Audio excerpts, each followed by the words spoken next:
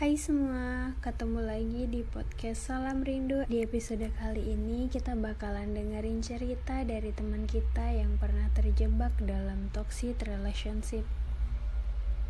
Dan mungkin termasuk dalam kategori toxic relationship yang mengerikan. Kalian simak ya cerita dari teman kita. Halo guys, jadi di sini aku mau cerita tentang pengalaman aku di 3 tahun yang lalu. Pengalaman buruk, aku pernah berada di toxic relationships. Jadi ceritanya gini, dulu aku pernah pacaran 2 tahun. Aku dapat perlakuan toxic relationships. Awal mulanya itu ketika aku sama dia LDR. Dia di Bandung dan aku di Cirebon. Sebenarnya awal kita pacaran tuh gak LDR, kayak masih dalam satu kota gitu. Cuman di 3 bulan kita pacaran itu kita LDR. LDR itu kita cukup lama, sampai putusnya itu kita masih LDR. Jadi bulan pertama, bulan kedua masih oke-oke aja hubungannya. Terus bulan ketiga mulai sedikit demi sedikit masalah muncul, masalah masuk hubungan. Namanya orang LDR gimana ya guys. Terus udah tuh sedikit demi sedikit masalah muncul, kayak dia jarang ngabarin aku, terus ngasih kabar ke aku tuh selalu singkat. Ya di situ timbullah kecurigaan aku, kayak apa dia punya cewek lain di sana, apa ada yang bikin nyaman sampai dia kayak gini. Awal kita pacaran dia tuh anaknya baik banget, terus kayak ngelindungin banget, friendly, humble, cuek juga, ya cuek biasanya aja, nggak kayak yang terlalu cuek banget gitu loh, nggak, standar lah cueknya. Terus ketika LDR kayak beda aja gitu, kayak dia lebih cuek ke aku. Terus ya kayak tadi jarang ngabarin, terus ngabarinnya seadanya aja. Udah di situ timbullah rasa kecurigaan aku yang mendalam sama mantan aku. Terus aku cari kabar ke teman-teman aku yang di Bandung. Kebetulan juga aku punya teman yang kenal sama dia juga, sama mantan aku yang dulu. Jadilah enak gitu, ada sedikit space buat komunikasi.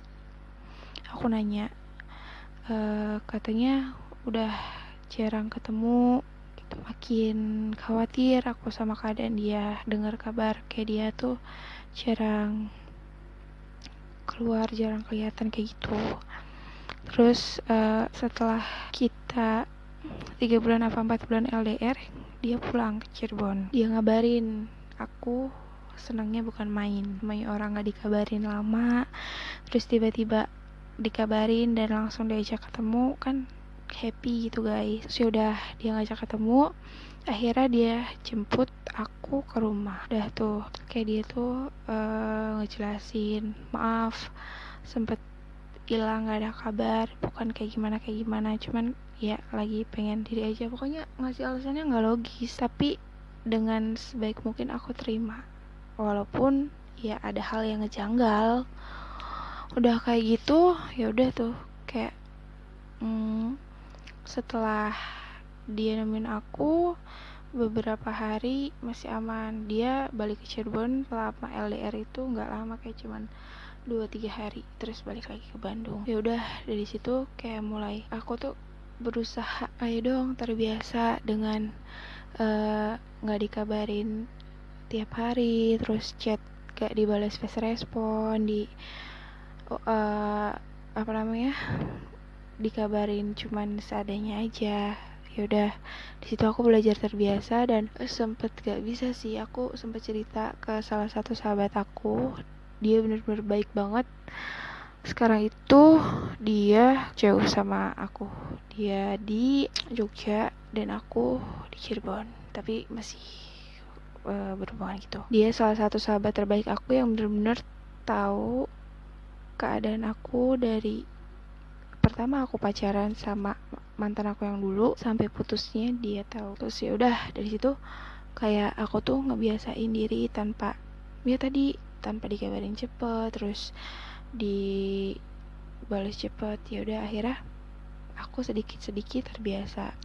Terus udah tuh kayak chatan tetap, cuman ya nggak kayak biasanya.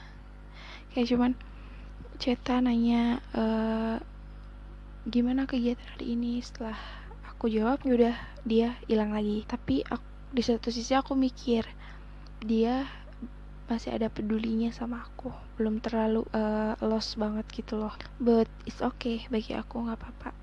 Terus ya udah berjalannya waktu, bulan ke mau setahun setengah. Di situ benar-benar dia freak banget. Kayak aku tuh nggak boleh deket sama cowok, nongkrong sama cowok, main sama cowok, bahkan punya kontak cowok pun aku nggak boleh sama dia. Gak tahu kenapa tiba-tiba dia bilang, boleh gak aku minta sesuatu sama kamu, kayak kamu tuh gak boleh main sama cowok, terus nongkrong sama cowok, terus kontak-kontak cowok di HP-mu tuh dihapusin. Aku nanya, kenapa? Ada apa? Ada yang salah dari aku? Kalau misalkan ada yang salah, bilang, biar aku perbaiki, biar aku recovery diri gitu loh. Terus dia bilang, ya gak apa-apa, aku pengen aja kamu tuh gak usah gitu berhubungan sama cowok. Kayak alasannya gak logis sih bagi aku, cuman ya udah namanya orang sayang, aku lakuin. Udah tuh di situ posisinya masih LDR. Tiba-tiba dia ngabarin dia mau pulang dadakan banget. Aku bilang udah di Cirebon. Dia jawab ya udah. Posisinya aku tuh lagi nongkrong di situ, bukan lagi nongkrong sih, tepatnya kerja kelompok. Cuman kerja kelompoknya di kafe gitu. Yang namanya anak muda ya guys. Di kafe gitu, dan kelompok aku itu ada 2 cowok. Nah dia bilang, kamu lagi di sini ya? Mungkin dia ngeliat Zenly aku kali ya. Pokoknya di situ aku ngerasa diposesifin banget sama dia, kayak harus download Zenly, terus harus ngabarin ketika aku di mana, sama siapa, pulang jam berapa. Pokoknya benar-benar kayak ditekan banget. Cuman sebisa mungkin aku ya udahlah, mau gimana lagi, namanya juga orang sayang. Sebenarnya udah nggak kuat, kayak aku tuh pengen udahlah sampai sini aja. Cuman kayak teman-teman aku, sahabat-sahabat aku tuh kayak nguatin, kayak kamu tuh pasti bisa deh ngelewatin masa-masa kayak gini, namanya juga LDR, pasti kayak gitu. Teman-teman aku dan sahabat aku ngomong. Ya udahlah, akhirnya aku nguatin diri dengan support teman-teman deket aku dan sahabat aku. Sampai yang aku nongkrong itu dia nyamperin aku. Dia tahu aku nongkrong ada cowoknya, kan dia kan sensitif banget masalah aku deket sama cowok, padahal itu teman kelompok aku. Kayak kita tuh lagi kerja kelompok, masa nggak boleh sih sama cowok? Tuh juga kan bukan kita yang mau. Terus ya udah dia marah kan. Dia tiba-tiba datang ke salah satu tempat aku kerja kelompok itu. Dia marah, dia narik aku ke mobil, terus aku dikata-katain di situ. Kayak kan udah dibilangin gak usah deket sama cowok, bla bla bla, kayak gitulah. Ibaratnya kayak kata-kata yang neken banget buat diri aku. Kayak kenapa sih mesti kayak gini? Terus ya udah aku bilang, iya maaf, cuman kan bukan aku yang mau. Toh ini juga bukan main-main sembarangan. Ini kan kerja kelompok. Terus ya udah di situ dia marah, bener-bener kayak ngasarin aku. Terus tangan aku dipegang kenceng banget sampai tangan aku biru. Udah kayak gitu, udah dia minta maaf. Setelah kejadian itu dia minta maaf, katanya dia hilaf. Tapi ya I don't know bener hilaf atau enggak. Cuman ya udah, dia udah minta maaf, ya udah aku maafin. Terus di situ kita LDR lagi. Dia balik ke Bandung lagi dengan keadaan sama, ngabarin seadanya, ngechat juga nggak fast respon, padahal posisinya aku masih jadi ceweknya, masih jadi pacarnya. Terus di situ aku mulai nggak kuat, kayak aku tuh apa harus udahan aja atau gimana? Aku bingung kan. Terus aku minta saran ke teman-teman aku, udahan aja atau gimana baiknya. Udah tuh setelah itu setelah aku minta saran dari teman-temanku dan teman-teman deketku dan sahabatku, nyaranin aku beraniin telepon dia. Aku nggak kuat kalau misalkan terus-terusan kayak gini. Terus dia bilang maunya kayak gimana. Terus aku bilang maunya udahan aja. Kalau bisa kita temenan aja kayak dulu, nggak usah pacaran. Kalau misalkan kamu tetap mau chatan nggak apa-apa, it's okay. Cuman ya bedanya kita tanpa hubungan aja. Terus dia nggak mau kan, dia maksa, awas aja sampai putus katanya, bla bla bla bla gitulah, pokoknya ada sedikit kata-kata ngancem. Terus ya udah, beberapa hari setelah aku ngomong kayak gitu dia pulang ke Cirebon. Posisinya aku lagi main, tapi sebelumnya aku izin ke dia, aku mau keluar sama teman aku, tapi teman aku bawa cowok. Nah cowoknya itu temannya pacar aku, bukan kayak apa ya, sesama temen kayak gitu, enggak. Cowoknya itu pacarnya temen aku. Terus dia nggak percaya kan, akhirnya dia nyamperin. Disinilah mulai bener-bener kejadian yang nggak disangka-sangka banget. Terus ya udah nyamperin ke salah satu kafe di daerahku di Cirebon. Terus ya udah di situ dia marah, dia ngelabrak cowoknya teman aku, kayak ngapain sih ganjen ke cowok gua, bla bla bla kayak gitu. Terus aku diseret ke mobil dia, padahal aku udah kayak aku nggak mau ikut kamu, aku mau di sini aja, aku bilang kayak gitu ke dia.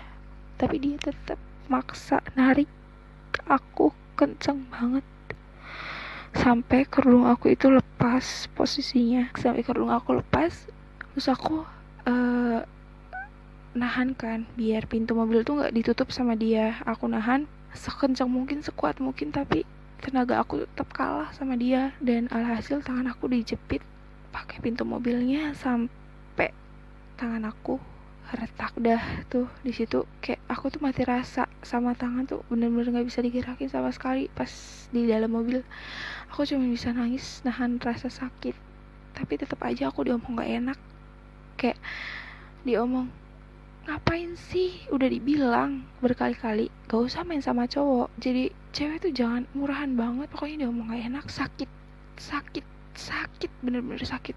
Udah aku lagi nahan sakit, dia ngomong kayak gitu, bener-bener mental aku tuh breakdown banget, mental aku tuh jatuh banget. Aku cuma bisa nangis. Terus rahang aku ditarik sama dia, diadepin ke mukanya, bisa nggak usah nangis, bisa nggak jadi cewek, nggak usah cengeng. Situ aku cuma bisa nunduk diem, kayak gak tahu lagi hidup dan mati aku tuh ada di tangannya. Terus aku ngejelasin dia tuh pacarnya teman aku, bukan cuman sekedar teman nongkrong doang. Dia tuh pacarnya teman aku, dia tuh udah punya pasangan. Gak mungkin juga aku selingkuh dari kamu, aku bukan kamu. Terus ya udah, aku ngomong kayak gitu karena aku pernah dapet kabar dari salah satu teman aku, katanya dia jalan sama cewek tanpa sepengetahuan aku, dan posisinya kita masih pacaran. Makanya aku berani ngomong kayak gitu. Terus dia kaget, loh kok iya, kamu gak tahu kan? Aku bilang kayak gitu, kamu gak tahu kan aku nanya kabar kamu sana sini, aku banyak dapet cerita kamu jalan sama cewek gini-gini. Terus kayak dia, iya aku juga kan butuh perhatian di sana, kamu kan jauh. What the hell, my god guys. Di situ aku bener-bener gak tahu harus kayak gimana. Hati aku sakit banget, hati aku tuh hancur banget di situ. Kayak bener-bener ya udah, mungkin waktunya udah cukup buat berjuang buat kamu. Kayak udah stop sampai situ. Kayak ya udah. Terus dia tuh ketika aku bilang ya udah aku mau udahan aja, aku capek kayak giniin terus sama kamu, aku juga butuh perhatian dari kamu, aku juga butuh kasih sayang dari kamu, aku bilang kayak gitu ke dia. Terus dia bilang aku nggak mau putus sama kamu. Terus dia ngambil barang tajam, bentuknya itu kayak obeng tapi bukan obeng, benda tajam. Terus benda tajam itu ditaruh di leher aku. Bayangin guys, ditaruh di leher aku. Dia bilang, kalau kamu tetap maksa putus, benda ini bakal melayang ke leher kamu. Aku udah capek, sampai aku bilang, ya udah, tusukin aja ke leher aku, nggak apa-apa. Daripada aku capek kayak gini. Aku sampai bilang kayak gitu, karena saking sakit hatinya, nahan rasa sakit tangan, terus dikata-katain kayak gitu, diperlakuin kayak gitu, sampai aku bilang kayak gitu. Terus dia di situ dia langsung taruh benda tajam itu, terus dia langsung minta maaf sama aku. Dia minta maaf, katanya dia hilaf kayak gitu. Dia hilaf berkali-kali, gak sekali, 2 kali. Terus yaudah, terus aku ngomong, kalau misalkan kamu gak mau putus, aku bisa kasih tahu kelakuan kamu ini ke orang tuaku. Aku tinggal minta visum, dan jangan salahin aku kalau misalkan kamu berurusan sama hukum. Aku bilang kayak gitu. Terus dia bilang, aku gak mau, aku minta maaf. Dia bilang, pokoknya dia minta maaf yang kayak benar-benar minta maaf, dia nyesel. Cuman kayak aku udah gak percaya lagi sama dia. Terus kayak aku cuma bilang, aku cuma mau putus sama kamu. Kalau misalkan kamu gak mau sampai cerita ini tembus ke orang tuaku, ya udah, aku minta putus, relain aku ngeudahin semuanya. Aku bilang kayak gitu. Terus akhirnya dia bilang, ya udah, kita putusnya baik-baik. Oke, kita putus baik-baik. Ya udah, dari situ kita benar-benar kayak putus baik-baik. Cuman setelah putus itu kayak dia tuh masih ngechatin aku, bilang minta maaf, nyesel kayak gitu. Ya aku ngeladeninnya cuman kayak sebatas, iya nggak apa-apa, ya udah kayak gitu, kayak seperlunya aja. Dan chatnya juga nggak aku balas fast respon kayak zaman pacaran gitu, nggak. Karena dari situ kayak aku tuh kalau misalkan ketemu dia kayak suka takut, trauma. Terus ngelihat cowok-cowok kayak, pokoknya pikiran aku tuh selalu negatif kalau ngeliat cowok. Kayak aku tuh berpikiran cowok tuh sama aja ya, kayak bakal ngelakuin begini lagi mungkin. Terus ya udah, aku nutup hati selama 2 tahun setelah kejadian itu. Total kelas aku ngebuka hati itu kelas SMK kelas 12. SMK kelas 12 aku bener-bener ngebuka hati. Kayak sebelum-sebelumnya kayak cuman chatan aja, kayak jadi temen chat doang, gak deket, gak, kayak cuman sekedar temen chat doang. Terus kelas 3 SMK bener-bener mencoba buka hati. Sebenarnya masih takut, masih ada ketraumaan sendiri. Dan alhamdulillah aku dapet cowok yang baik sekarang. Sampai sekarang aku pacaran sama pacar aku yang sekarang, dan alhamdulillah gak pernah kasar secara fisik maupun verbal. Kayak dia tuh bener-bener ngelindungin banget. Aku sama yang sekarang itu udah 1 tahun setengah. Doain ya guys, semoga seterusnya bisa ngelewatin yang 2 tahun kemarin yang si toksik ini. Ya sebenarnya masih ada rasa takut sih, kayak dia bakal ngelakuin kayak yang dulu nggak ya. Cuman dia tuh selalu ngeyakinin aku kayak aku nggak bakalan kayak gitu. Semua cowok itu jangan kamu sama ratain, belum tentu aku kayak dia, dan sebaliknya dia kayak aku. Dia bilang kayak gitu, cowok aku yang sekarang.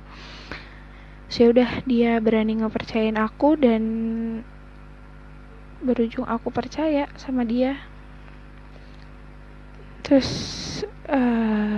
udah dari situ kayak aku masih punya rasa ketraumaan. Cuman ya nggak yang berlebihan kayak dulu-dulu. Kejadian itu juga banyak ngubah aku lah, kayak yang biasanya aku tuh gampang ketemu sama orang baru, sekarang kayak kalau misalkan ketemu orang baru tuh awalnya sinis, makanya sering bilang sinis banget gitu. Cuman ya karena kejadian ini aku banyak belajar, kayak percaya sama orang boleh, cuman jangan terlalu gitu guys. Aduh, ini panjang banget ceritanya. Segitu sih cerita dari aku. Semoga kalian yang punya pasangan, semoga nggak masuk ke zona toxic relationship, atau kalian kalau misalkan yang ada di zona relationship toxic relationship itu buru deh keluar. Itu bener-bener gak enak banget. Oh ya guys, yang masalah tangan aku retak, alhamdulillah sekarang tangan aku udah baikan, cuman ya masih sakit sih sedikit-sedikit, cuman udah jauh lebih baik gitu guys. Oke, gitu aja cerita dari aku, semoga bermanfaat untuk kalian semua. Jangan lupa stay safe, stay healthy. Jangan lupa ya guys, maskernya dipakai. Oke, tadi kita udah dengerin cerita dari salah satu teman kita yang pernah terjebak dalam toxic relationship yang mengerikan. Gimana nih menurut kalian? Jangan sampai kalian terjebak dalam hubungan seperti ini ya. Jika sudah terlanjur dan ingin keluar dari toxic relationship, kita bakal kasih tipsnya nih di part 3. Terima kasih sudah mendengarkan. Sampai jumpa besok di episode selanjutnya. Tetap stay tune ya di podcast Salam Rindu.